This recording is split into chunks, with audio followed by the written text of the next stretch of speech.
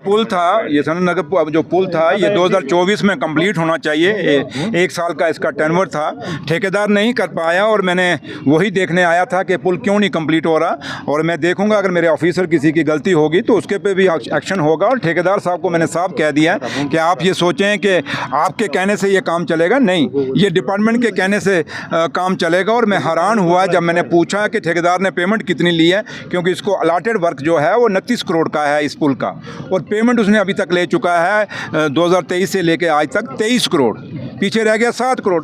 तो भैया 7 करोड़ क्या पेमेंट है इतने बड़े काम के लिए? तो इसलिए ये इतनी पेमेंट कैसे होगी, ये भी सवाल खड़ा करता है। मैं अपने ऑफिसरों को पूछूंगा, मैंने चीफ इंजीनियर साहब को कहा है कि ये भी इंक्वायरी करेंगे, क्योंकि उनको अभी चार्ज मिला है। तो इसलिए मैं अपने ऑफिसरों को, मैंने चीफ इंजीनियर साहब को कहा है इसकी इंक्वायरी करें, ये पैसा इतनी पेमेंट कैसे होगी, और वर्क डन जो हुआ है वो भी पूरा कैलकुलेट करें कि क्या इतना काम हुआ है जितनी पेमेंट हुई है। ये चीज़ें सारी नोटिस की जाएंगी, और जो इसने टारगेट मिस किया है इसकी पेनल्टी लगाएंगे। और अगर ये काम नहीं कंप्लीट करेगा, अब 15 नवंबर तक टाइमिंग हमने दे दी है इसको, और 15 नवंबर को नहीं करेगा तो इसको ब्लैकलिस्ट करेंगे और हम अपना काम इसको कंप्लीट करेंगे। फ्लाईओवर है उसमें क्रैक्स हुए थे, उस पर इंक्वायरी चल रही है। अब जब मैंने इंक्वायरी बैठा दी, वहाँ कमेटी है तो वो अपना जवाब देगी। सर, रीऑर्गेनाइजेशन एक्ट जो हाल ही में उसमें अमेंडमेंट हो रही है पार्लियामेंट में, या बाकी जो भी चीज़ें हैं यूनियन टेरिटरीज को लेकर, उस सारे मामले को आप कहाँ देखते हैं? क्योंकि लोग तो तवक्को कर रहे थे कि स्टेट, देखिए ये लोग क्या पूरा हिंदुस्तान तवक्को कर रहा था। ये जो आज ये मसला स्टेट का, जम्मू कश्मीर का दर्जा और स्पेशल स्टेटस का दर्जा जो जम्मू कश्मीर का है, ये जम्मू कश्मीर की बात नहीं रही, ये पूरा देश देख रहा था। दुनिया में जहाँ जहाँ लोग बसते हैं, हमारे जो हमारे सपोर्टर हैं, वो लोग उम्मीद कर रहे थे कि 15 अगस्त को ऑनरेबल प्राइम मिनिस्टर साहब जम्मू कश्मीर को कोई तोहफा देंगे।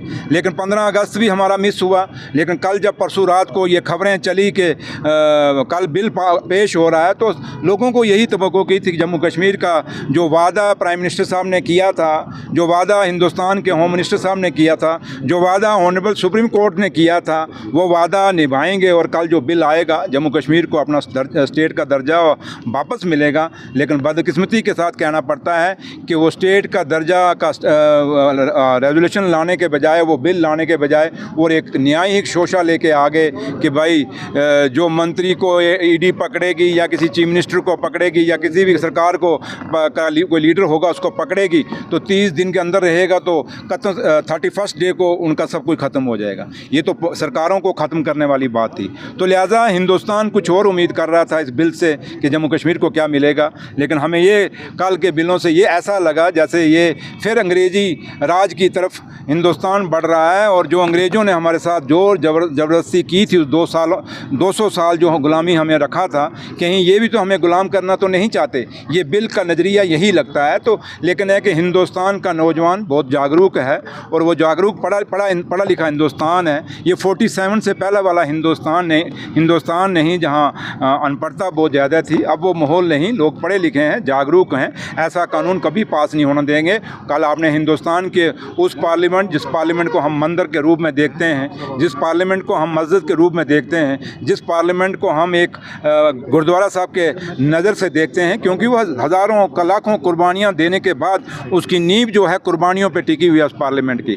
तो इसलिए उसको जब हम ऐसा एक पवित्र स्थान देखते हैं तो उम्मीद यही करते हैं कि वहाँ से जो भी कानून निकले वो हिंदुस्तान के भविष्य के लिए निकले, इन नौजवानों के रोज़गार के लिए निकले, इन नौजवानों को जोड़ने के लिए निकले, ना कि हम हिंदुस्तान को टुकड़े टुकड़े करने की कोशिश करें। बल्कि इस हिंदुस्तान की वो जो खूबसूरती है, अनेकता में एकता, उसी अनेकता और एकता को अगेठा रखने के लिए ये काम करेंगे, हम ये उम्मीद करते हैं। लेकिन अभी भी कहते हैं शाम का बोला हुआ सुबह वापस आ जाए, तो उसको बोला नहीं कहते। अभी भी अगर आप स्टेट का दर्जा वापस देते हैं तो तब भी हम हिंदुस्तान का प्रधानमंत्री का शुक्रिया अदा करें। को बड़ा क्रिटिसाइज किया जा रहा है। ठंडी नहीं पड़ी मेरे भाई, आप जल्दबाजी में, पता नहीं मीडिया क्यों है। 11 साल उन्होंने पुल नहीं बनाया, उनको किसी ने नहीं पूछा।